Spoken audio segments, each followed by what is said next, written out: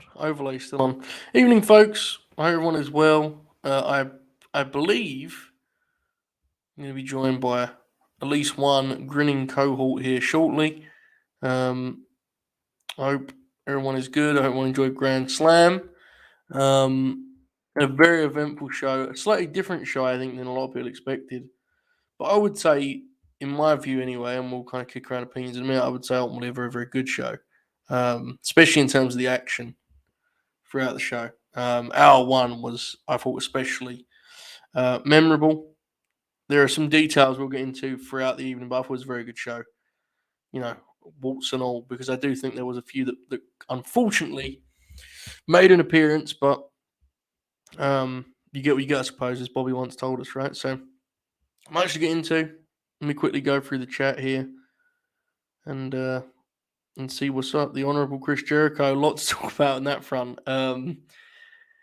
Very funny, I have to say, as someone that was pretty bullish on the result. Was pretty confident of what we were going to get. Very, very funny seeing everyone react to it because I was convinced Jericho was taking that belt and logging on and seeing like the confusion slash rage slash disappointment. Not in like an asshole way, but like it was just funny to me because I'd kind of conceded on this on the weekend. There's a lot of nuance to the Jericho thing. If people are mad about it, I get it because I understand the idea that like just let Claudio be. You know, he's like a positive story within the promotion. Let him keep moving. But man, there's a lot of elements to the Jericho title win that make a lot of sense, and they're the ones that we laid out earlier. So I wasn't surprised, and I thought the match was great. So even if I kind of, at this point in my life, generally lean on the quality of the action itself. And I thought the match was really, really fucking good. So anyway, Dragon robbed. I'm sure we're gonna get a lot of that. All how, some Jericho talk again. Shout out to Franco, the always controversial Franco. Why are Twitter privacy emailing me right now? Am I hacked? Oh. Well, that doesn't seem good. Anyway, shout out to Franco, who has cheered 245 bits. There are over 40 of you in here right now. We appreciate it greatly. Franco, you're the man. Thank you very much, pal. I appreciate you. Moral House. I see a disappointing show call, which is intriguing. I'm interested in that take. I like this pay-per-view take. The Acclaim should have main evented. I'm not sure. I actually like that they just closed the main event of the world title for this particular occasion. I wish that I've given them a little more time, like literally like 90 seconds, 2 more minutes. I think would have helped them. But I'm glad they just main evented with the world's title at this point. This is true. Shoot and I were blown away by the odds of this show earlier because like Moxley was like a pretty solid underdog. Jericho was a huge underdog, and Shoot immediately said Mox Jericho parlay, and I don't think Crosby took advantage, unfortunately. Which you get what you get, I suppose. I agree with this totally. I agree with Road Prime on this 100%. The actual finish itself for the Ring of Honor World's title match was weak, and unfortunately, the reason for that I thought was poor Claudio. He's too athletic, he's too smooth, he's too good. So when they went into the spot to set it up, he fucking landed like a mile away from the referee. Didn't he? Wasn't even stumbling into it, so he had to then do a stumble. I see a couple of grinners here backstage. I'll be introducing them momentarily, lads. Just bear with me. Let me quickly catch up on the chat best I can. All right, here we go. We have the man who believes that no cam is needed. Backup hangman himself, Tope Suicida. Tope, how are you this evening, pal? Doing great. How about you? Tremendous, pal. Tremendous. How'd I had my ups and downs during that show that had nothing to do with the show, but I'm glad to be here, pal. I hope you're well.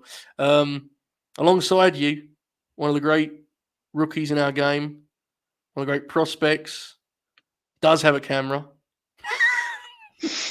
Chris Alvarez of Wrestle Furious fame. Chris, how you doing, pal? Doing pretty good. Kind of wishing the result of the main event was a little different. Yeah. But all things considered, I had a really good time watching the show tonight, so can't really complain too much. I get the sense, and I didn't get a chance to check because like the show ended and I was like, I didn't get set up. But I get the sense that is a common kind of take. There appears to be some vibes at play here in the negative regard. There appears to be a little bit of frustration in that sense. I I find this to be really difficult, and we'll just get straight into it because.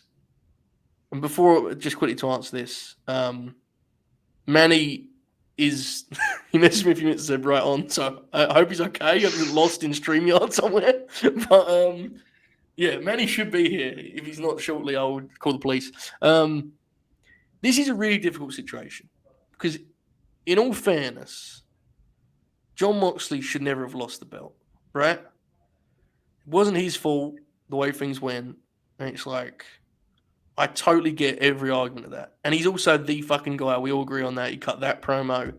Like, he probably should be the world's champ.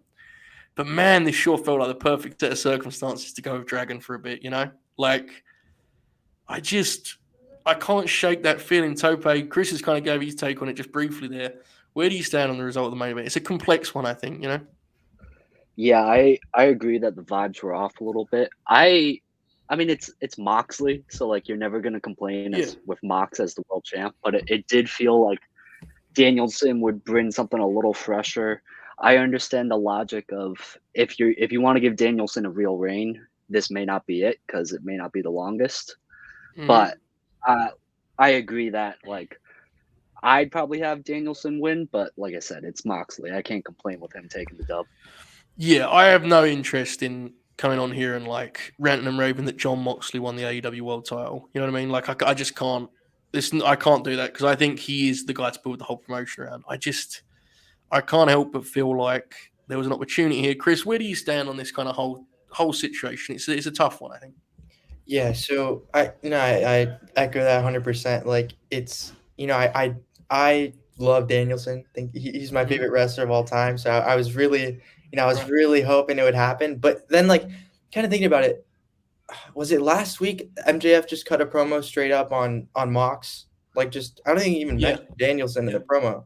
So I guess like that could have been an indication that that's how they were like that's where they were going to go with it. And yeah, no, I can't complain. Like it's like you said, there's an argument to be made that he shouldn't have lost the title in the first place. Mm-hmm. And he's the heart and soul of the company. Like and he says it all the time. Like anytime they need something, anytime they're in desperate times, they go to him and he knocks it out of the park. So yeah, I mean, is it what I expected? No, but am I mad? Like I'm not going to complain. Right. I think this is a key factor, and a couple of folks bring up here. Neil and Dim Grin do.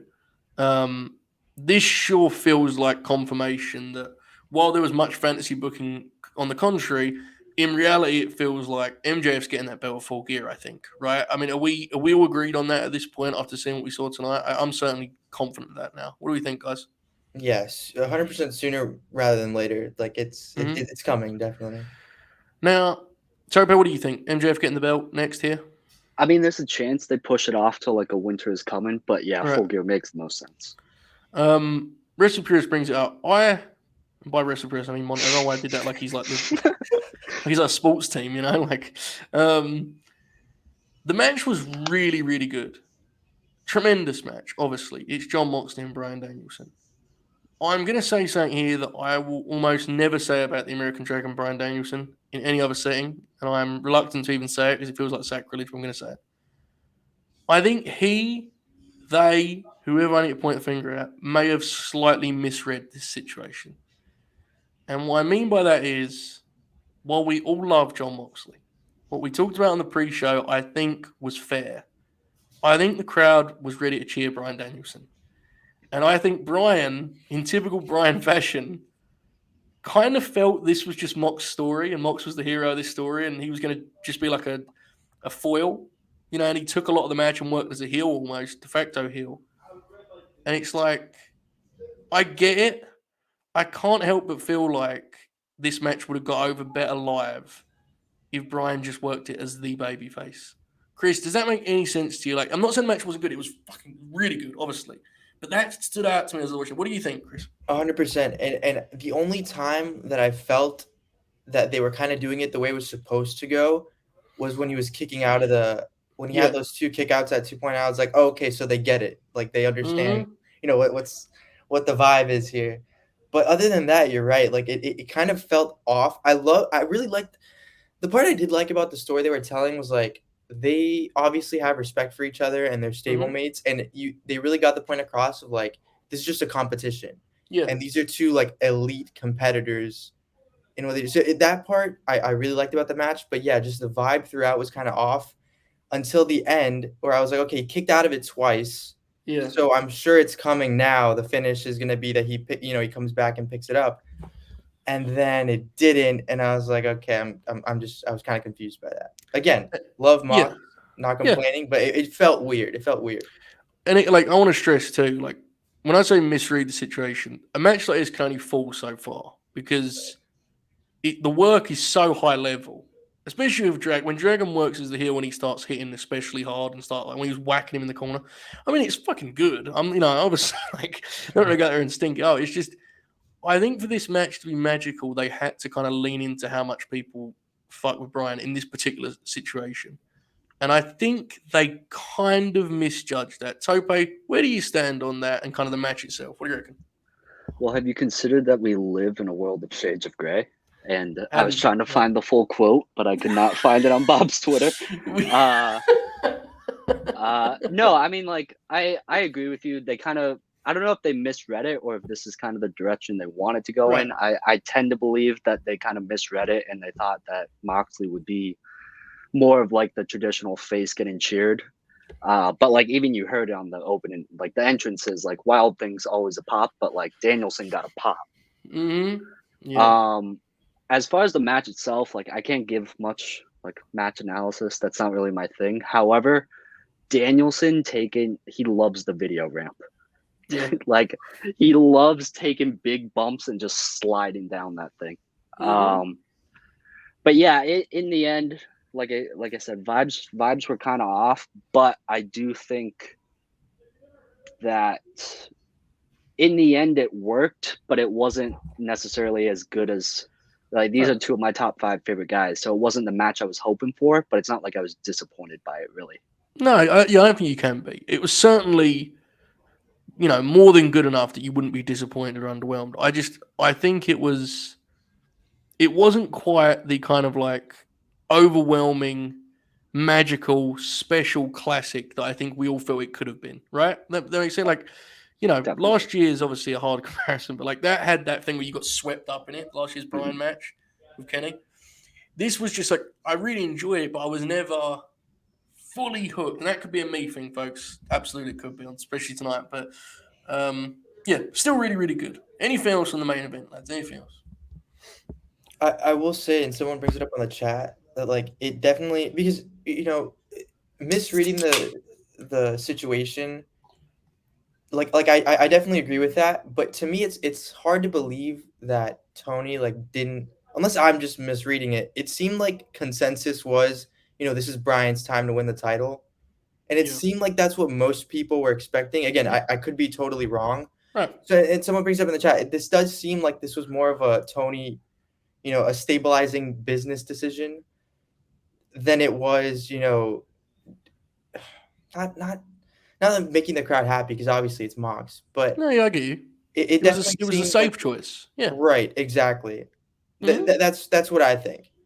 And there's nothing wrong with that. If ever there was a time for a safe choice, this is it, right? I don't think anyone can argue with that. I mean, it's fine. It's just, it's interesting. And again, when I say they misread it, I don't mean it was like, people didn't fucking walk out the building. It's Jon Moxley, as you said. It's, it was interesting. In some ways, it was actually comparable to what we had at All Out, where everyone had convinced themselves there was a heel turn coming. And in reality, the story was Punk was just going to win, Right. In a strange way, I think it kind of repeated itself in that regard. But right. Like, it could have been the plan the whole time, and we just convinced ourselves that, or it was probably, it was the plan the whole time, and we just convinced 100%. Ourselves that, this was the time. I mean, the first TV after All Out, Meltzer said, like, well, the program's MJF and Mox. And it's like, yeah, it makes sense. They've cut promos on each other the whole time. We just got the American Dragon fucking picked us up and flew away with us, man. It is what it is. But, yeah, I don't know. It was really, really good. I think all of us, while we are absolutely not going to be mad about Jon Moxley winning, I think all of us will be pretty happy to have Dragon as the world champ right now. Just it is what it is. Shit happens, right? But nonetheless, really, really good match. Let's go back to the front of the show now because I talked about this a little before you guys got here.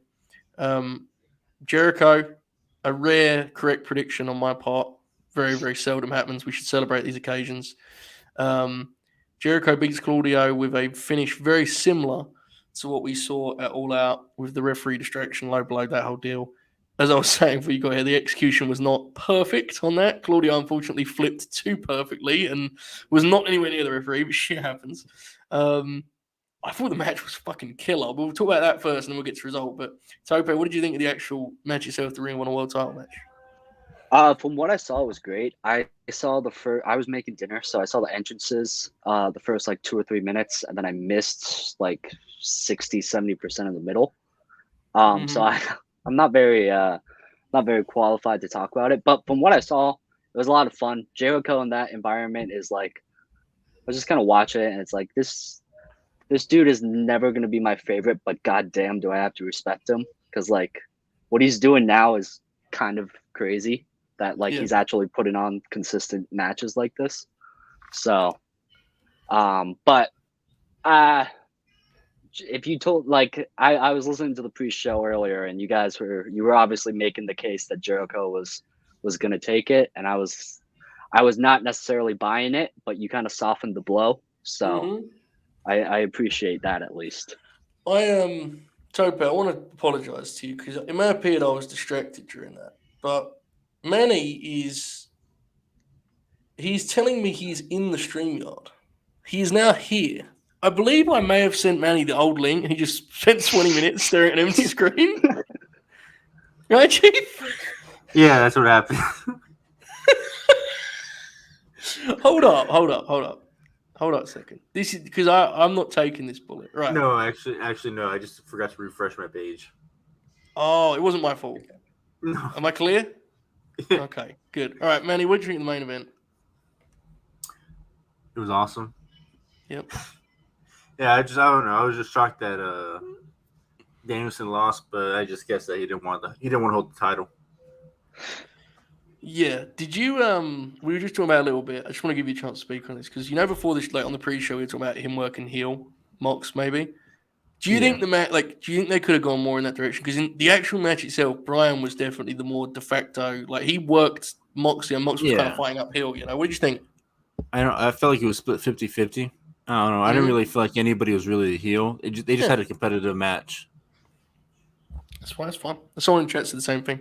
We're now talking about Jericho and Claudio, which you produced some outlandish content regarding. Well, while I was waiting, I started a beef with Robert. Oh, well. Okay, well, let's leave that for Twitter. Let's not get into that here. God forbid. We'll leave your Twitter conflicts for over there. You can dress your enemies there. Tope just gave his take on Claudio and Jericho. He credited us, Manny, for preparing for what was going to happen.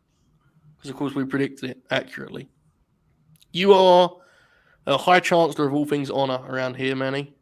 You were very excited about this news. Explain yourself. Jericho's the world champ. Fight up. I'm ready for this All Japan run that he's about to do in Ring of Honor. The era of dishonor, I'm ready for it. Wow. The era of dishonor. It sounds like a feature title, Manny. It's already in the draft. Oh, it does. Yeah. Chris would know too. Yeah, give me a scoops on that, Chris, when that shows up in the draft. I got you. Well, what was Jericho's PWI? What was that, Tope? Say again? What was Jericho's PWI? Good question. Manny, you know those off the top of your head. Where did Jericho come in? No, I only know the top 10. Oh, he wasn't in the top 10. Ain't no Jonathan Gresham. Chris, what do you think of the... I like how Kerry Selkin no sold Jericho at all when he beat him up. He just got up and got in front of the camera, and then he's real stars, bro. He's used to the real stars. That match was just so awesome. The physicality. I was just so shocked that I'm not shocked because I mean we've seen Jericho hang with Danielson last weekend and then Moxley. Just him hanging with Claudio and just like doing that reverse Hurricane Rana was so awesome. And then just I just couldn't put into words. Like I think Claudio has literally been the best Ring of Honor champ for the last 10 years. Like he's had 5 title defenses. I mean, that listed what Taven, Gresham. That's a decent take. He's only had it for 2 months though, man. I don't know. One of them was against Ari Daivari. I think you might be pushing it. I think it's probably lethal if we're being honest with each other. It's probably lethal. It's probably lethal. I gotta go back and watch some of that stuff. I don't know. Just probably it is recency bias, but man, 10 years is a pretty long time, Manny. I don't know, man. I saw Code, man. Somebody in the comments put the last ROH champs for the last 10 years. 10 years is pretty crazy, bro. That's a long time. I mean, he's probably up there because there was some shitty champions, but that's pretty bold. Anyway, Chris, what do you think of the Ring of Honor title match? So I agree a lot with what Tope said of like I'm not one that's always going to sing Jericho's praises, but I think that this run he's having this year, like the way he turned everything around, is something that should be looked back on by veterans for years, years on the run he's had. I mean, and especially like since that night, like I forgot when it was that the NBA Twitter just dunked on him relentlessly a while back. That I mean, physically, like he kind of turned it around then, but man, he's just hit a different gear this year. Like 2022 Jericho is on another level, so that's been exciting to watch. And I love the match because to me this was almost like a near not perfect, but like near. It was a really good opener. Like there's a lot going on. It set the tone. They had, I mean, and Jericho always this year he pulls like one thing out of his bag that like just. Every match that just drives me crazy. Where I have to go back and look up his age again. Where it's like it's crazy. But yeah, no, the suplex to the outside, the swing. It was all. I had an awesome time watching. Oh my God, how many swing rotations did he do on Chris? Man, and he fucked Chris up with that too because when he did that catapult deal, Chris he stumbled into that buckle, bro. He was trying his best to stay fucking upright. It was incredible. The crowd was way into it. Yeah. It was really, really good. Like Jericho there's definitely like an element of like smoke and mirrors with Chris, and like terms of like he does need the crowd to be in a certain spot, I think, to really get him, because some of his work is obviously a little bit loose, but at the same time, his ability to pick out different parts of his game depending on the opponent is really what makes him great, right? Like he can, in this match tonight, he really mostly just was a straightforward, like just old school pro wrestler. Like his style was just, he was fucking getting his shit over, like it wasn't so much like trying to be a specific thing. It was just playing the hits at a pace that was perfect for a big time world time match. I actually thought it elevated the belt just having him in there for it because he was that fucking good tonight. I was about to say that, like having Jericho, compete, and also like I don't know what that says about. I don't know what this decision says about the TV deal. By the way, like I think there's something to that. Yeah, I agree. But for sure, having this on this like big stage that they hype up Arthur Ashe, having a former AEW world champion, former however many time world champion compete for the title and then win it. Does a lot for not only the title, but a lot. My bad. Not only a lot for the title, but a lot for the brand too. So, absolutely. Manny, would you like to comment further on this best Ring of Honor champ of the decade thing? Because all that happened when you said that was the chat just began to cook Ring of Honor, which is not what we need to be doing here. Please don't encourage them. But are you sticking to your guns on this? I am. You are? Because if we're talking about Jay Lethal, we're talking about post corner rolls. Like we're talking about like Carmelo post corner rolls. Is that what we're talking about? Look, I ain't gonna. That's what we're talking about. I'm not comfortable with this position I'm currently taking of the Jay Lethal defender. But let's just do this quickly. What were Claudio's Ring of Honor title matches? Because I actually genuinely, I'm Takeshita, classic. Jericho. Yeah. I'm trying to remember them on top of my head.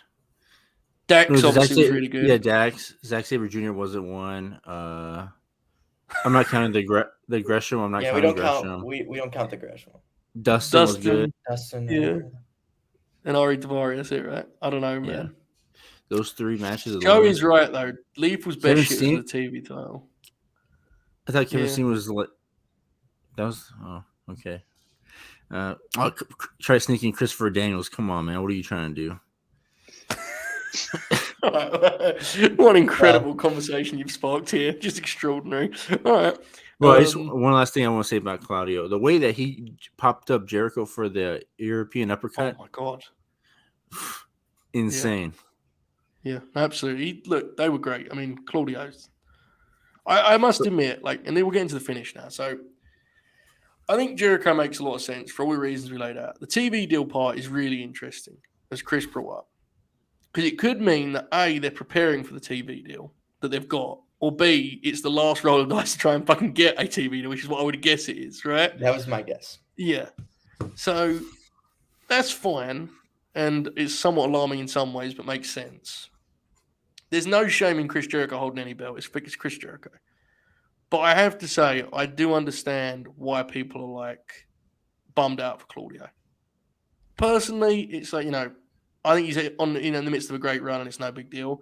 But I get it. Tope, do you get some of the pushback on this finish? Or are you full steam ahead now with the Honor is Jericho era? Or the era of dishonor, I think Manny titled it a moment ago.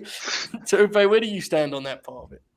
Honestly, I think I'd be okay with both, because if Cesaro or Claudio kept it and he continued the reign, that'd be awesome. Yeah. And also, I don't know, the idea of Jericho and sports entertainment invading Ring of Honor and having that be the first main feud on the TV once they get it, ideally. I'm kind of into that idea. So yeah, I agree. And I also think, honestly, in some ways, and this pains me to say because I love Ring of Honor, but I think in some ways not having the belt can free Claudio up to kind of just be a part of the squad, which, while that might sound like a kind of backhanded compliment, I think that's where he's best, just being a guy that you can slot in anywhere because he's that great.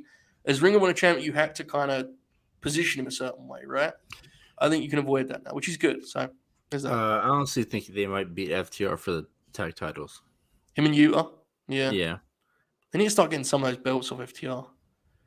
I don't really know what they're because tonight they set up a thing with the Gun Club, and it's that was their first match when they were turned baby faces, remember? It's really weird because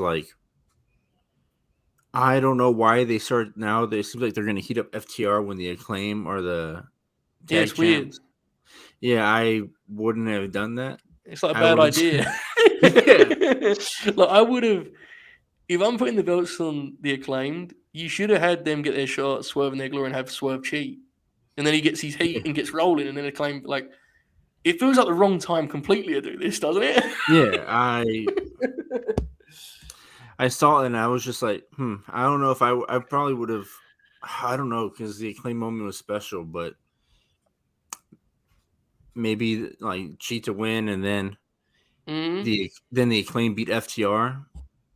I think the Acclaim winning tonight was right. I just would have done the FTR match a while ago. I'm sorry, I have a flyer. I think I would have just done the FTR match a while ago, so it wasn't this sleeping giant thing. I don't know. It's a difficult situation because he's got so many belts involved. But. Since I wasn't here in the beginning, yes, were here. Did you guys like the show? Because I don't know. I see people on the show, on Twitter, just not like it.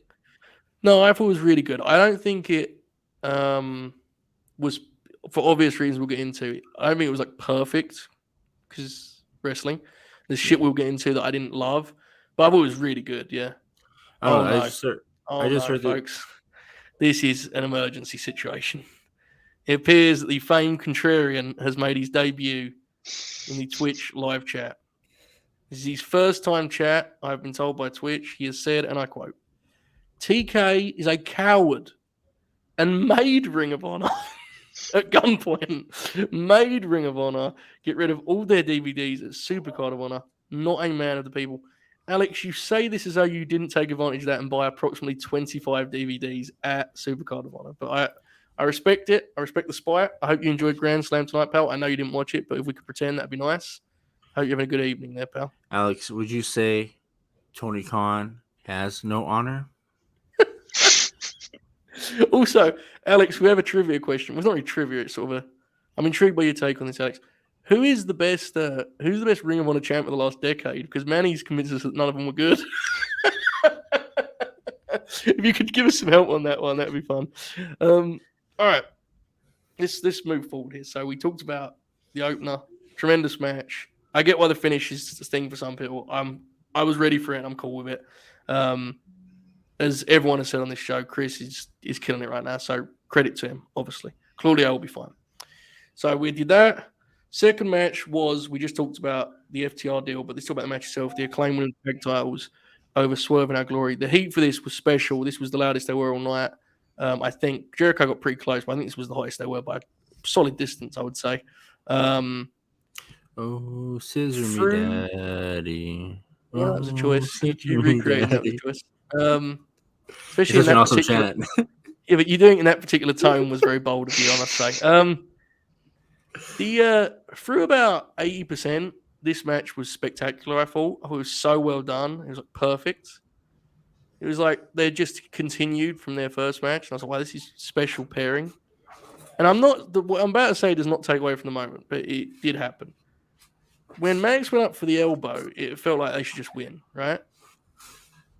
What I'm told happened was that Swerve pushed Max off the buckle, but the commentary team didn't get a shot of that because the camera team missed it. But no one in production was like, "Guys, Swerve did that." It just appeared to us that Max just fell, and then they messed up one more thing. But because it came after the shit that had come before, it felt like the match had lost its it'd fallen apart, which I don't think was necessarily what happened so much as it was that one moment made everything else have a different context because it was just bizarre. It didn't quite make sense.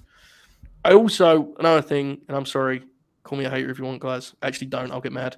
I don't think this needed a Billy Gunn. Just have him pin him, that to me was the match I could easily just cut that out of. But did you hear the pop? Obviously, it was. But I thought if you done it on the first elbow, I think it would have been fine. I think it would work. I don't think you needed Billy Gunn on the finish here. But anyway, match was still really good, even with that little kind of misstep at the end there. The first 3 acts or 2 acts of it, 3/3 of it, whatever the fuck you want to call it, was really good. Tope, what did you think of the tag title match? I love the match. Like you said, kind of just picking up from the pay-per-view match. There was that little segment that they seemingly lost they didn't lose the crowd, but the crowd, you could tell they were anxious that because they wanted the Acclaim to win so bad. I am, however, now going to hijack this and make it a Swerve discussion because, oh my God, Swerve was incredible tonight, I thought. And I've been high on him for a long time, but uh-oh. Okay. Manny, whatever you've just spoiled for yourself, don't spoil it for us, okay? Just No, please. Just I didn't mean for that to happen, bro. Come on, man. What are you my guys God, he's doing? exasperated. Manny, calm down, man. Take it easy, all right? We've still got a couple of days till it airs. Tope, continue as you were. I'm sorry. I mean, you can cut me off. I was just going to talk about Swerve for another 5 minutes. Go. You made a good point. Go ahead. I think Swerve is going to be a world champ by this time next year. I think that I don't know if they're going to go immediately into a Keith Swerve feud. I think they may continue for a little bit longer after this. I don't know if it's going to be immediate breakup after the tag title loss because I'm pretty sure that's what happened with Jungle Boy and Luchasaurus and Cage, right? It was right after. Yeah, I would say so. Yeah. I'm trying to think of how you position. You said about Swerve with the world title. I was trying to think how quickly do you move with him as a singles? I'm intrigued. I think you do it after the FTR match. Yeah, I don't know. We'll that's something definitely to get an eye on because with the lack of heels that we've discussed a million times on this platform, he could literally be second or third on the list immediately, right? So it's interesting for sure. I might have been the high one on this match. I thought they picked up from the pay-per-view. I don't really think they missed a beat. I was gonna say the same just thing. I agree, but I just want the finish. That's all. Yeah, the finish. I thought it came out of nowhere too, but like it just came out. Like I wasn't expecting. I thought it was for some reason. I thought it was gonna go like the whole rest of the the rest of the whole hour, and then like when it ended, I was just like, oh, cool. And then I like the celebration. I like how Fabulous was there and DJ Woo. Yes. And very good. Very, very good. Alex has responded to the Ring of Honor. Yeah, no, that's... Yes. To be clear, when I say the finish, I don't mean like the actual finish. I mean like the couple minutes before that. You know, yeah, exactly that. Yeah.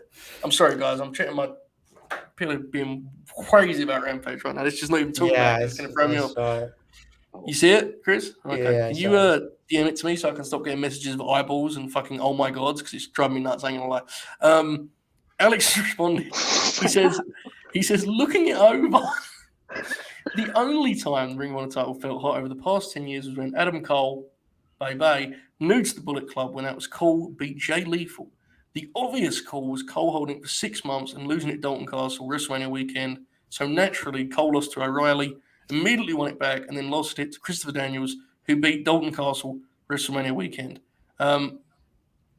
I think there was an answer in there somewhere. I think it was Adam Cole was the answer. I don't think, Alex, we requested. Cody. He did also add Cody. It's also Cody. I'll be honest with you, Alex. I appreciate the detail. I didn't really think, that the extensive, delirious critique was necessary. But I appreciate you getting out your system, pal. I hope everything's okay. All right. Let's push forward here. Again, let me stress. I would tell you match was really good. I just thought off a little bit at the end. That's all right. Where do you guys think Swerve and Our Glory ranks among the best AEW tag teams in its history so far? In the last decade? No, I mean in the last 3 years. Tag team champs? Yeah. Best or favorite?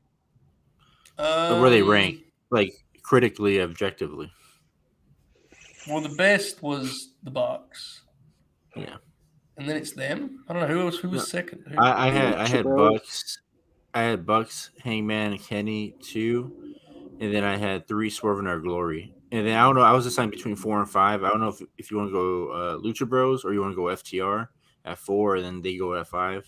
FTR's run was like really short. It was like 2 months, right? And they didn't really wrestle for the belts. Yeah, I just like. I don't think they really had title matches. I think they just had the brush for greatness. Actually, and those matches are pretty good. Yeah, Swerve and Our Glory had for like 2 months, right? Yeah, I'm not sure. That's an interesting question. I don't know. I forgot about Bucks and Hangman. Sorry, Hangman and Omega. My bad. They were great champs. Yeah, they're definitely the top 2. I'd say they're third, Swerve and Our Glory, honestly. Just on instinct. I'd have to look at the matches. But to quickly circle back to Tope's point, I think we all agree on the Swerve deal, right? Like, dude's obviously special, undeniably so. Chris, did you get a chance to talk about this match? I think I jumped over you. No, but I think almost exactly what you were saying because I saw your tweet and I was like, no, yeah, 100%. To me, the finish was going like it was the first one. And then honestly, like, I don't know if I'm stupid or like if I wasn't paying attention or they mentioned it and I didn't hear it, but you bringing it up was the first time like it hit me that Swerve pushed it. Yeah. Because when he did it, I was like, that doesn't make sense because it's an elbow drop and how is he landing on his I was just trying to do the math. I was like, it just didn't make any sense. And then again, love the match, but to me, like the baby faces, like Billy Gunn doing the famous on the outside. I was like, especially when you're teasing swerving, and I was like, I don't really see how this. They could have just won clean, right? It's not. It's one of those things where it's like it's not a big deal, and I get why people hate the whining, but it's like if you do that clean, then it allows Pac being an asshole to like pack more of a punch. You know what I mean? It's like you just. That's all. I did love the celebration though. I loved like when the confetti cannons kind of went. It was great, absolutely. And let me just say, because Monty concerned me on this front, thank God they just did the fucking right thing and just had them win the belts, right? It would have been, honest to God. Especially there. If Jericho won the opener and then they had Swerve and Our Glory beat the Acclaimed, they may as well just close the promotion. I mean, it would have been brutal. The heat, like he would have lost his mind. They had to win the belts. I'm glad they did. They deserved them. They earned them. I was way fucking off about the Acclaimed, clearly. Both their ceiling, their in-ring, all of the above. I was just way off. So, shout out to him. One thing I'll say about the aftermath of it is that I think we can all agree, like I was, throughout the match, and I think we've said it for a while, is just like Swerve as a Mhm. singles heel is going to be an awesome, run Yeah. with what they decide to do with him. And then I got a text from my dad that was like, after the match, he goes, "I think they want Keith Lee to be a singles," and I was like, "Yeah," but like I was Yeah. like, "That was your takeaway, not Swerve," and I was Well, like, honestly though, not a bad point because he's a player too, right? Like I mean, he's awesome. He's awesome. yeah, The things he's that a he like, I don't understand how he does the things that he does. right, It doesn't and make sense. he's at a point in his career and his life where I think like you probably want to get moving on that stuff, right? I'm not Oh, saying for he's sure. retiring anytime soon, but he's not like a young guy. Like you could definitely do that stuff. Very, very, very interesting. Strong match, great finish, great reaction to it. All the above, awesome time. All right, to answer this, I do think it was a change of plan. I think they were so over at the pay per view that actually Tony was like, we should just had them win them there. We're going to remedy it off Rash, and I think that's good booking. And that's how wrestling should be done. So, Especially it being New York. I mean, it was right there in front of him. Like it was. yeah, I think it was a. I don't think they had a locked in plan. I think when they saw the match at pay per view, we got to do it. So, and I agree with them obviously. So, there you go. All right, that was our one. We got this Utah and. Oh my God, Alex is now posting match links. What do you think? This is a wrestling show? We got this Utah MJF segment. I actually thought Utah did a good job here. I thought this was very effective, actually. It reminded me of a Nitro segment with the promo on the ramp, and I thought it was very well done. I liked MJF showing more of an edge and, headbutting Utah and then putting his hands on Tony. I thought we got a good reaction. Like, I thought it was good, man. I thought it was very, very well done. Manny, I know you're a big promo guy. What do you think of this MJF Utah business? I thought Yuta was pretty good. I thought he smoked MJF, and then MJF started speaking again. And then I was like, okay, never mind. Smoked him. Bro, what was his diss was, your fiance's smart. She knows you're full of shit. I was like, all right. I thought that meant like he was gonna just take his money. And then Yeah, that didn't click for me. I was just like, oh, he got engaged. Cool. Like, wow, man, he's a fucking. You're a hooper, man. You're right, man. You see, you're right. Ain't just ego. Carry on, man. And then I just want to appreciate Tony Schiavone. Yeah. Just doing what he did. It was just ridiculous and great. I want people to study what he did. And then that's about it. That's all I can say about it. And then that's about it. Also, it's worth saying it's probably necessary that Max did something with a bit of edge, right? He's been getting cheered a lot. Tope, what did you think of this talking segment? MJF should be put in jail for assaulting the elderly Tony Schiavone. No, I really enjoyed it. For the most part, it kind of like, if it was like 2 minutes shorter, I think I would have enjoyed it more. Yeah, but like, I can't really. If that's my biggest complaint about a segment, that's not a huge complaint because like I feel like 2 minutes off of like 90% of this promotion, like match wise specifically, they kind of like go a little too long in promo. So maybe that's not entirely accurate, but yeah, like it's a good setup so that I hope that this chip is defended. I don't know. I doubt that that's part of the gimmick, but like if MJF has to defend this chip against Wheeler, and he can lose it at any time, it kind of puts more emphasis on the him being able to cash in at any time, or like cash in and get it approved by TK and all that. Right. So yeah, I think it'll be interesting kind of how this whole thing plays out. This segment was relieving for me because I realized it, like Max wasn't cashing in when I saw this segment, just the way it was done. They were setting up a TV match for you, so it was very relieving for me. But yeah, I agree with you, Chris. What do you think of this segment? Yeah, I really liked it. I thought there's something to be said about like MJF getting cheered all the time, and somebody in the chat said it. Like obviously it's because he like returned, and people were excited and stuff.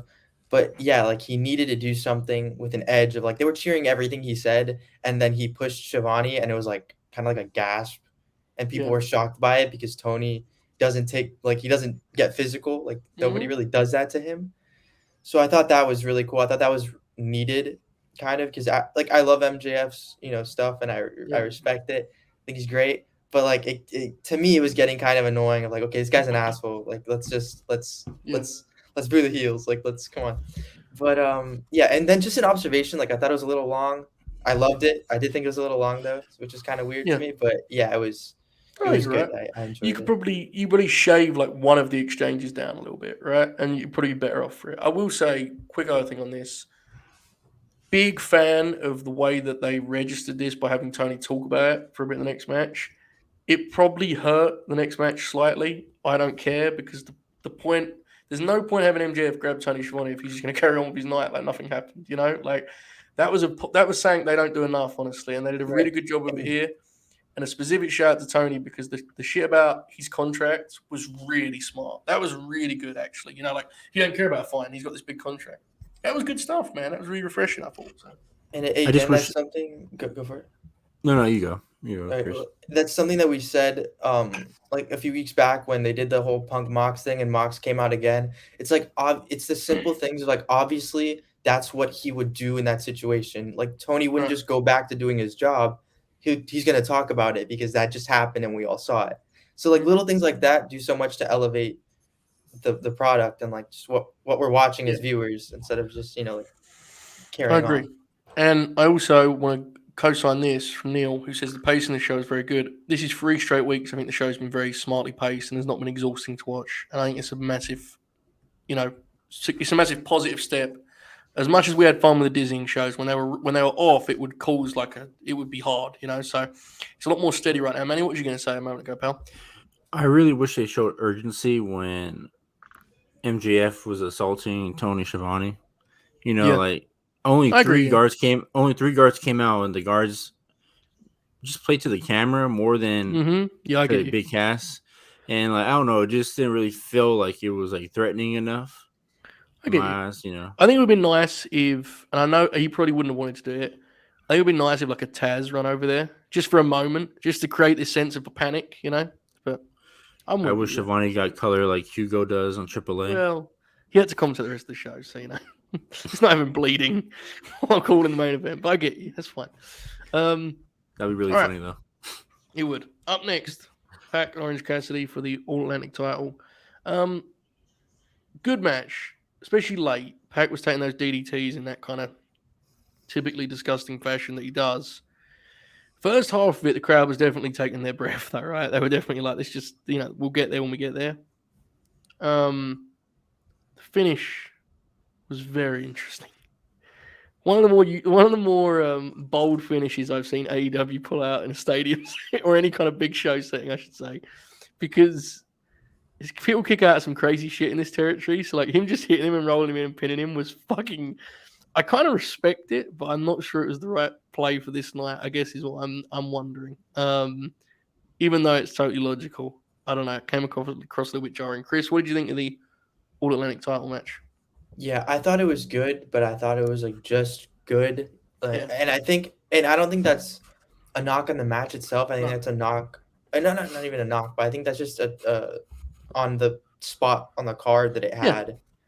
It definitely it was just the crowd was kind of like, okay, you know, it's been a long night. I can't imagine. I mean, it's still going on now, but like they were sure is for sure taking their breath there. I think, you know, Orange Cassidy keeps losing title matches, but he can, I think, because he's Orange Cassidy to an extent, and he's going to get that pop regardless of what happens.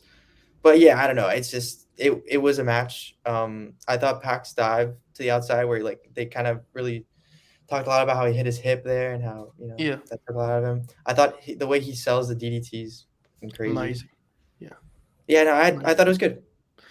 I think, you know, you were right to point out it's not a knock on, you know, either guy, because I think this was exactly the match they were trying to have in this spot. They was not trying to have like a recreation of their classic, right? Like they were, you know, just trying to keep the show moving along, keep the people engaged. I thought Pac's heat segment struggled a little in that regard. When Orange got rolling, the place was rocking, and you know it was good.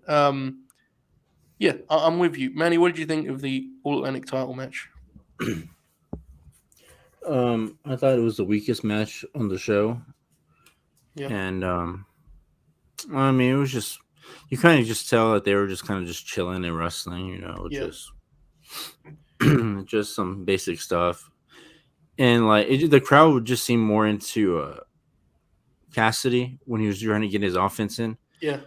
And I think out of all the people that they wanted to win on the show, he was the only one that didn't win, which is which is saying something. So I don't know when he's gonna finally get over that hump.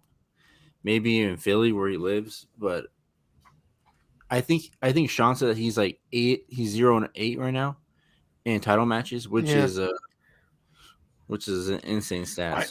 I must say though, and like this, look, they didn't have to put the match, but tonight, I don't think tonight was the night because there was so much going on tonight. Like when he wins the belt, you went to be the main event at Dynamite, right? He went to like a big deal. So even if set of the 6 mans, I just out of the 3 matches that they've had so far, this is the less memorable one because the first one was the classic, the second was the KO, and then the KO, yeah, good call.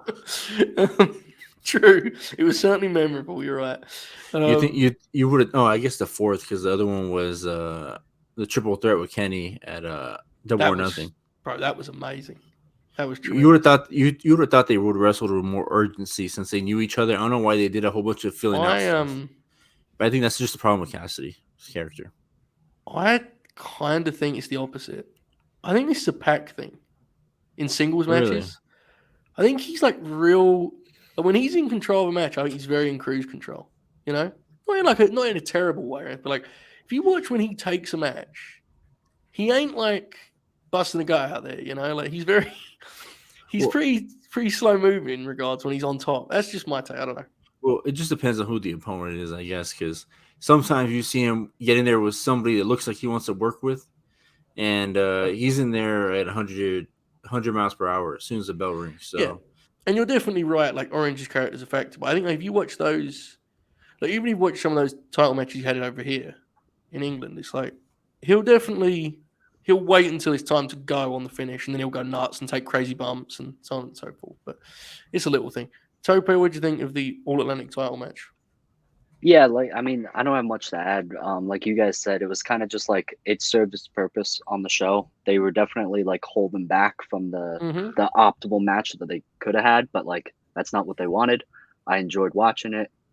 Solid match. Yeah. So that's about it. Makes sense to me. One quick thing on Pac that does frustrate me, I have to be honest. I know everyone loves tweeners because as Tope told us earlier, we don't live in a world of, black and white, shades of grey. But God almighty, I need him to pick a side on this thing. You know, I mean, I think he's a heel now, firmly. I think, right? Well, he used a hammer. But his friends are baby faces, aren't they? Well, this is my problem. He hit Orange Cassidy in the head with a hammer. I know, but his mates, they're good guys. You know, I like Ray Phoenix. Why is he friends with this asshole? You know what I mean? It's just a little tough for me. I don't know. You're friends with Bob. True. He's friends with me. He's probably the better point to make. Can I say real quick about I thought it was weird that this match was on this show. Mm-hmm. Because I don't think I would have, because when I look back at this match, I'm not gonna remember it for being anything super special. And I feel like with a title that's so new, I would want to highlight it a lot more than they did tonight. Yeah. And that's kind of my biggest issue. It's I don't think this should have been on this show if that's what the match was going to be. But I guess it all depends on what they're trying to do with the belt. I would like to know too, because right now it kind of doesn't make sense to me. I really just don't care about it too much right now. Well, I don't think you would. Yeah, I don't think you should. Yeah, I mean, any reason to. There hasn't really been a standout match. You would have thought, that Pac would have had outstanding matches with this work rate title, and he kind of has. He hasn't really done that, and I don't know if it's just the people he's working, or he's choosing to work in. Because I feel like he's the one booking these matches in England and Repro, and you would think he would want to go all out, and he's just like, no, I'm just gonna chill and all that with it. That's what I mean. It's a weird one. It's and then he comes back, wrestles Kip, right? Who's sucks. Not good. Yeah. Well. I love that Manny and I don't even pretend on that. We just go, he's bad. Hey, I'm with you. Just stomp on his box, and then he's fine. But him wrestling Pac for that belt was an immediate moment where that belt was that ain't that important. Then okay, cool, all right, fine. And then he had that. I guess the match he had with Cassidy was mid too. So I mean, I feels like they're just building this matchup to be Ethan Page and him, which is It's not even a really exciting match. It's weird. I don't know. The belt needs something, man. I'm glad you brought it up because I can't even forget it was for the fucking belt. It needs something. It needs like something memorable, you know. It's only been around for 2 months, like, Yeah. and that's when you're supposed to make us care about it and like have fresh matchups. You're right. Like, Yeah. Yeah, it's one of those things where like it's gonna fade in the background eventually, but at least make the start exciting, right? I get you. You know, I would have been. I was so shocked because there's so many Dragon Gate guys here in America right now. Yeah. You would have thought that Pac or Tony Khan would have just booked Yamato or Shun Skywalker or one of these guys. So somebody he has history with, and we haven't got it. That's where like we talked about this the other night. That's where those YouTube shows could be so much better. Because like even if Tony said to you like, I don't really want to put that on the TV show because like, you know, we've got such little time. Imagine how good that would be as being taped before the show as like a dark main event or an elevation main event. It's just, I don't know. I think there's an opportunity with those shows that's being missed right now. I also agree with this. I increasingly wish that Miro just won the belt because I'm very concerned about the Miro situation right now. You know, Yes. I want the big man back on the television show. It's concerned me. Anyway, let's move forward. The War Women's title. Britt, Athena, Tony, and Serena. I thought this was about what we expected. They didn't go quite as crazy on like the high spots as I wanted them to. I kind of wanted them to go like full stunt show because it was a 4-way, so fuck it. Immediately realizing that Athena had like destroyed Britt's face was one of those like brutal wrestling fan moments. Well, okay, we'll get to your, let me take a firm stance on this. That was one of the moments where you immediately was like, oh, she's absolutely fucked her face up, and you knew she was going to come up bleeding, right? Like you knew immediately. It was just, you could tell by how it looked. Athena is spectacular on offense, and to be honest, the way she bumps with Britt's super kick is ridiculous. Tony, I think, looked really good. I honestly think Britt is like really fun in this setting, not doing a bit. And of course, Serena is a pro. This isn't really her thing, right? A 4-way like this, like she's obviously better in like a traditional wrestling match. But I thought it was good. I didn't think it was beyond that, and I kind of think it could have been. I wish it had a little bit more heat in the building, but ultimately, I don't have many complaints. I thought it was pretty damn good. Manny is talking to someone. Manny, you good? No, I was watching the Halloween trailer. I thought, oh, brother, I came on the cinema, I pumped my fist. Manny, what did you think of the Women's World Title match? Man, Tony fucking Storm. She's must watch, man. Since she got the title, hasn't missed once. And then like you just watched that match. She was cooking it up with Deeb and Athena every chance she got. And the way Athena moved in that match too was just like she was like, finally, I'm not working with green people. I can finally work with other good wrestlers. And like Athena was just moving like crazy in there, and her offense is just as explosive. And as you can tell, Britt couldn't handle the explosion. Her face got busted open, and like, come on, that's unfair. She fell on her face. Come on. She couldn't handle the explosion. Bro said Tony was cooking it up with. The whole thing was a Brit shot, man. Come on. After the whole match, I was just like, man, I can't wait for Tony Storm versus Deeb, and I can't wait for Tony Storm versus Athena. Like these matches are gonna rule. And then Athena versus Deeb, man. And it was just so funny watching everybody wrestle so fast, and then once Britt got involved, they had to slow everything down for her, which was just like a big pop for me. Wow, you've turned the positive segment where you were going to be very happy about the women's title match, and you were going to be positive, and you're going to pump your fist and be happy. You've turned it into a Britt Baker hit piece. It was funny too because I missed Saray's debut and all that too. Because I was making a meme of like everybody. My god! Everybody's hoop scales, and then I heard music, and I said, "What is that?" And I look, and then Saray's in the ring, and I said, "Oh my god, Ricky Knight Jr. is coming to the promotion." All right. Wow, that was a lot, Tope. Do you want to follow that? Well, Manny had an incredible back-to-back tweet or two back-to-back tweets during this this match that I screenshotted and put in the Discord, and it was 20 seconds apart. Toni Storm literally has been not missed TV. Great start for her. She's hot too.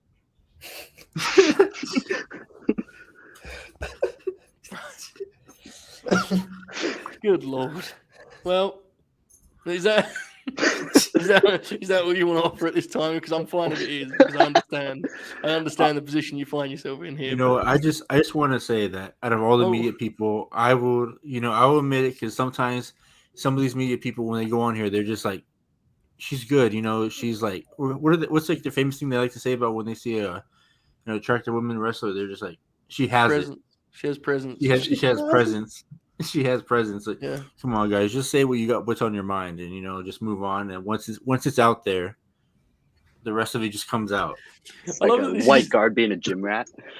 I love that Manny's example of moving on is going out his way to bring it up on the podcast and like plant his flag in the fucking ground. All right, that's fine. Chris, anything on this women's title match? Yeah, I actually really enjoyed it. I thought that the show, not that it needed this to be great, but that it needed it to be something more than what Pac versus Cassidy was, and I think it delivered. Obviously, the debut after helped, but I really thought they did a great job. I think that tonight I really felt like, Toni Storm, this run that she's going to go on, having Athena in the division, and obviously the debut after, like this is their chance to kind of get shit going and have this next stretch of months be like we start picking it up with the women's division. Like I think this is the chance, because Athena stole the show. Yeah. She's incredible. Like everything, her offense, the way she sells, the way she takes everyone's shit. It's like she's great. Like they are great TV wrestlers to me. And I think the debut after that we'll talk about was just added to it. It was great. I think they really have an opportunity. I think they can capitalize on it in the next few months. It's something we've talked about for months and months and months, but I think it's obviously like a thing you can actually see now. This is the benefit of just picking your core. And it isn't perfect. It's far from perfect. I wish this match was over more in the build than it was, but it still was, for the longest time, Tony has tried to book the women the way he does the men, but they just get one segment. So he rotates. Just pick your 8 to 10 women you want to be on TV and strive to get them on one of the 2 TV shows every week. And with these 6, I should say, with everyone involved in the segment, Jade and whoever else you want to add on, this is the group you should go with. It doesn't mean the women outside of that group are not up to it. It's just like, you have to pick at some point. Because if you try and share the ball too much, no one gets over, It's still about Saraya, who got one of the biggest pop. You can say one more thing about Athena? Yes. So, did you notice that she didn't come out with her butterfly gimmick? She had her real theme, bro. Yeah, she was showing that she wasn't there to mess around. She went demon mode with her demon mask, and this is just what happened. When she left, that theme was made. I'm pretty sure was made for her, and then when she signed for AEW, they made their own. I was really glad to just hear her get her theme, because that's just dumb, right? Look, see, I hope this is like a new thing for her, because this whole presentation you had to me felt like a world champ. The other stuff was just like, oh, I'm just here to help. Like, I'll be honest, man. The green people, and then that shit. I'm a huge Athena fan. I think she's one of the best US female workers of the last. Forget the last. I think she's one of the best female US workers. But I think the biggest problem she has, unless she doesn't get out of her own way in terms of the presentation stuff, she can overthink it and try and have a bunch of different, influences and stuff. It's like, just go and be a kick-ass wrestler, man. You'll get over on offense. And I think she's doing that now. So hopefully she can kind of simplify and just keep getting out there and wrestling, because she's so good. I don't know how you guys feel about it. I would rather them just put all the best workers in the world title picture, and then just have all the ones that are like, I think Britt should be out there. I agree. Oh, I mean, Britt should go back to TNT title, but on TNT that level, title, Wardlow, TBS, Wardlow versus Samoa Joe versus Britt Baker. Well, I mean, I sound like MJF right now. MJF was telling everybody go watch Dynamite on TNT on the Air Hawani show. Oh, fuck. Doesn't get it. No clue. All right. I'm just playing. Okay. Saraya come out, got one of the biggest pops in recent memory for AEW. Probably the biggest pop that division's ever had, right? There is one negative for this that we have to reference it because it's true. Her neck. The effect this had on the effect this had on Jamie's part of it was, I thought, kind of a shame. Like Jamie doing the I was like, oh man, I would have tried to avoid it, but I get it. You have to prioritize certain things. It is what it is. I couldn't be happy for her. Now, obviously, as Manny just referenced, there is a big kind of looming element of this conversation was how healthy is she? Is she actually cleared, or are we doing the old wrestler? You'll be fine, pal. Whole shit, which unfortunately does still happen. I sincerely hope that whole part of it is dealt with and everything's okay on that front. We've seen with guys like Edge and Christian and even fucking Bryan with his concussion, we've seen guys come back. She's a lot younger than any of those folks. I'm going to put that to the side because we don't know. I couldn't be happy for her, and I've been consistent since the day she left. I thought they should bring her in. She's someone who can help. She's very, very popular, as you saw tonight, okay? That was a big crowd, and they went fucking crazy for her. So I think it's a hell of a move. I'm happy for her. Tope, what do you think about seeing Saraya out there?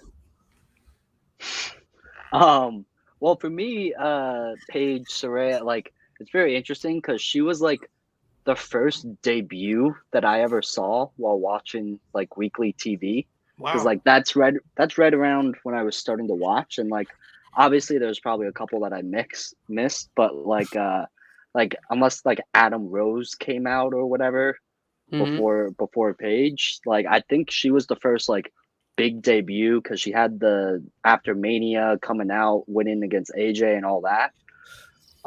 So to see her now, and I wasn't really following for a couple years, so obviously a lot of stuff has happened that I don't know or can't comment on, and there's a lot of history there, obviously. But you got to root for her, and I'm happy they got licensed music, even though it's probably not the best song to get. They at least got licensed music, so I probably wouldn't have chose that one, but it is what it is. But yeah, you got to root for her, so I'm happy she's in. Hopefully she's healthy. She's going to make some choices, folks. All right? Uh-oh. She's going to make some choices. She's going to do some things. She's going to say some things. You get what you get, I suppose. She's had a fucking weird life. All right? It is what it is. She's definitely going to say some shit in the coming month where you go, oh, Jesus, what did she say? But I think she's a good acquisition. And again, I've been consistent on this, man. The lack of star power in the women's division relative to the dudes because of how little signings you've been able to make for top stars is striking. Everyone knows who she is, man. It was a big deal. Alex is apparently still here. Not quite sure why, but he says, dude, I was at the Raw where she debuted. That place went ape shit, and I had no clue who she was. It was quite the moment. Broadcast journalist Contrarian Alex is just feeding us information here as we go. Please update us on the way her second Divas title reign was booked. Maybe she should have dropped it at Dalton Castle like Adam Cole should have. I don't know, Alex. Tell me in the chat. Manny, was you fired up to see Saraya, or are you just going to say Ricky Knight Jr. again? Alex also said that she's a trailblazer like Dynamite Kid. Well, I wasn't going to read that one. He actually said something worse than that. I'm glad that's how you read it. Carry on. What do you think of Saraya's debut? It was cool, I guess. It was just one of those when I was watching the women react to her on the ring, I just thought of that dude from TNA that was just Mr. Anderson. Yeah, well, Mr. Anderson when Tito Ortiz came out, that was that's the vibe I got from everybody there. But besides that, she looks good. She looks healthy. What a horrible comparison. That is despicable, Manny. That's anti-British, if you ask me. Good Lord. Chris? Just hope no neck. Saraya does good. My God.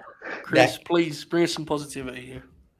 That comparison's hilarious because when it happened, I was like, it immediately just reminded me of when Diesel came out in the Royal Rumble and then all the faces kind of turned to the ramp. Mm-hmm. That clip, that's kind of what it reminded me of. I thought that it did a great job for her presentation because obviously we all know who she is, but the question is, again, how they're going to use her. And then when she comes out like that, with after the main women's title match, it felt like a big deal. The reactions felt like a big deal. I had, friends that, stopped watching wrestling that for one reason or another, whatever, texted me like, "Oh, the Page is in AEW," and I was like, "Yeah, man." Holy Like it's shit. no, yeah, I got barbershop? that, and I wasn't expecting it, but The barber yeah, that shop. was funny to me. That's fucking awesome. No, that'll be it. Like, honestly, she's not like a mainstream celebrity here by any means, but she's absolutely going to help them if they ever do come here. Because Pac ain't going to do a fucking talk show here. You know what I mean? Like Kip, she will. She'll Women's help. Raw? Oh, Well, well, the All Atlantic title is not really. Imagine the prized All Atlantic title is here. I'm not gonna lie. When I saw her in the ring, I thought for a second she was the champ. And I was like, what the heck? Like she felt like she could be the champ too in AEW. You watched the match. I know. What do you mean? That's why I was throwing off. Hold And up. She just yeah, but I get what he's saying. she gave She gave off like up the that vibe. presence. Of, She like seemed she's the most important thing on the show on the women's division now. Like, Chris, I appreciate your effort. You don't need to defend him on this. So, but you didn't say you thought she could be. You said I thought she was the champion. What do you think you missed when you were sending that tweet? She gave off that presence, just like, oh shit, like Thunder Rosa ain't gonna do half of that, just like. How is this Rosa slander? We're not going back to the roses. I love the idea that she came out and fucking Tony just went, "There's the belt. You got it. Figured it out." It's like, bro, she's like holding the belt for her. No, I know what you mean. She's look. She's a star, right? That's is what it is. Like it honestly is as simple as that. And yeah, it's a cool deal. Very, very happy for her. Very kind of excited about what she can do. Hopefully it works out, man. Hopefully, right? I think we've covered everything on the show. I think, right? Because we started with the main event. I thought it was a really good show.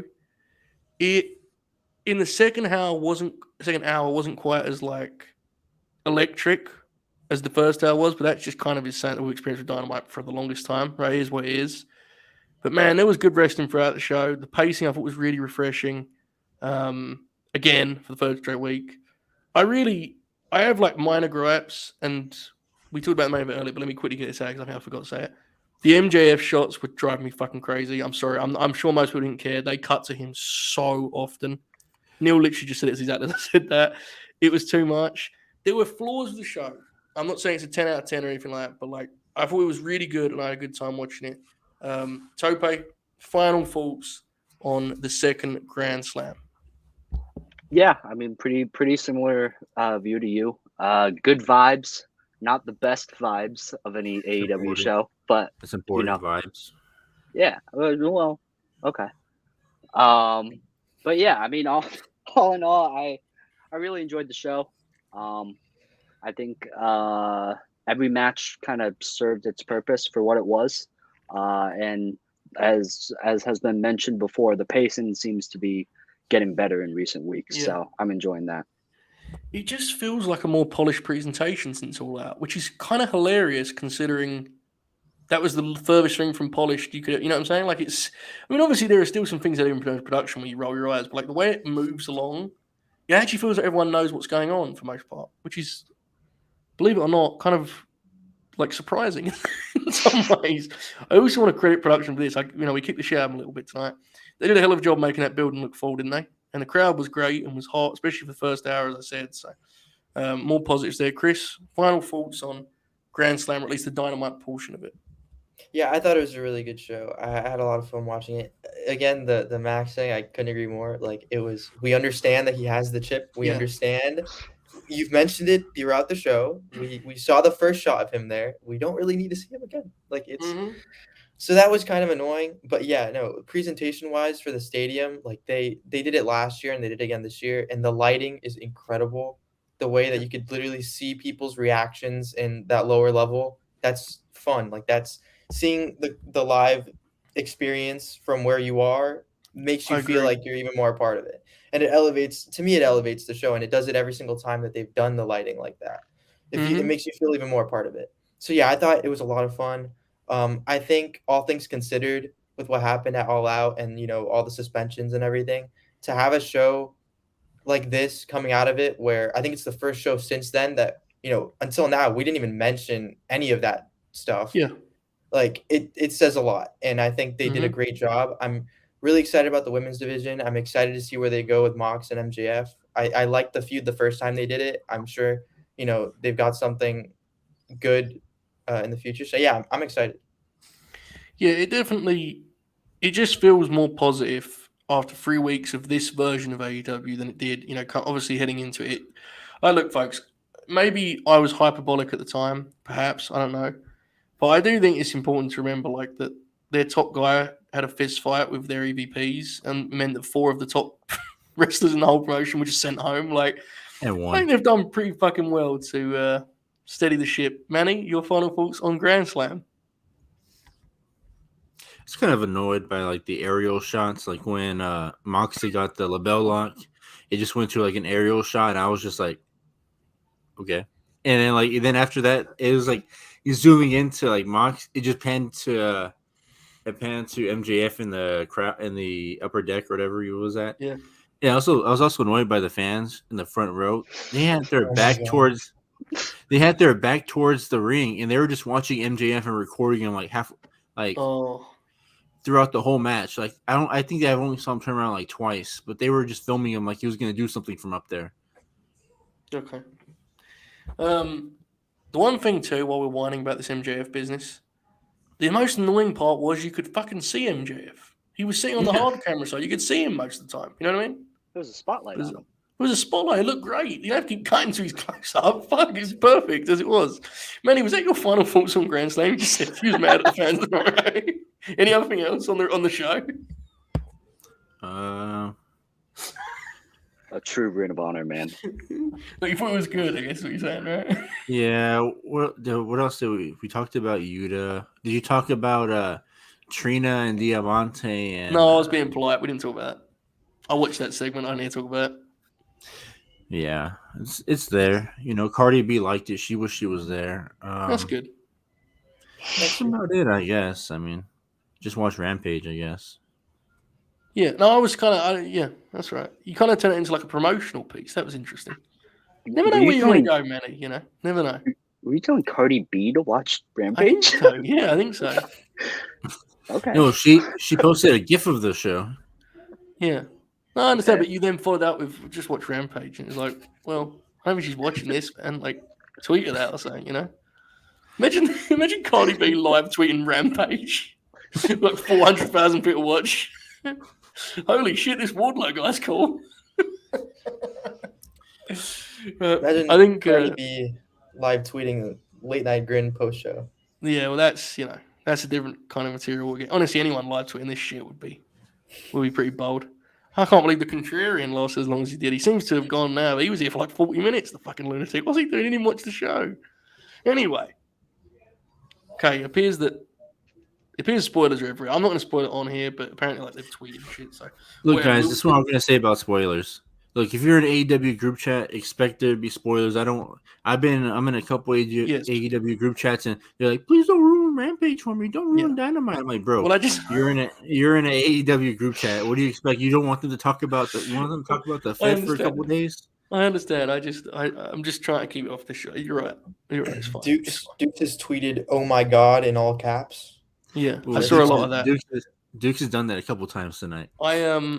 I'm not doing a bit when I say that legitimately multiple people would message me with like, holy shit, without telling me what the fuck they were talking about. And I literally on the show asked Chris, like, send me what happened. Well, Did you see it? You got great friends. Everybody just DM me photos of what was going on. They didn't even hit me with they just said that you were right.